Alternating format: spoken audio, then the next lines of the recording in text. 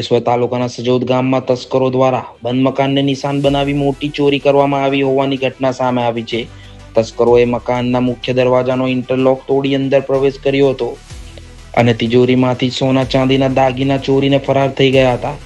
અને નિવૃત્ત સરકારી કર્મચારી હિતેન્દ્ર પ્રસાદ પટેલ સામાજિક પ્રસંગે તેમના પુત્રના ઘરે ભરૂચ ગયા હતા. તે દરમિયાન મકાન બંધ હોવાની તકનો લાભ લઈ તસ્કરોએ ચોરીને અંજામ આપ્યો હતો. તસ્કરોએ તિજોરીમાંથી 7 લાખથી વધુ કિંમતના સોના ચાંદીના દાગીના ચોરી કરી ફરાર થઈ ગયા હતા.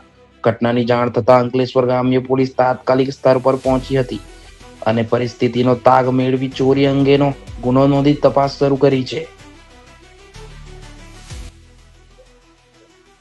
હિતેન્દ્ર પ્રસાદ જયાનંદભાઈ પટેલ સજોદનો વતની છું અને અમે ઘર બંધ કરી અને ભરૂચ ગયા હતા. તે દરમિયાન મંગળવારની રાત્રે અમારા તિજોરીનું મકાનનું તાળું તૂટી અને તિજોરીમાંથી જે મને સોનાના ઘરેણા હતા એની ચોરી થયેલ છે. એ અંગેની ફરિયાદ મેં અંકલેશ્વર રૂરલ પોલીસ સ્ટેશનમાં નોંધાવી. સોનું લગભગ 7 થી 8 તોલા જેવું હશે અને રોકડા કંઈ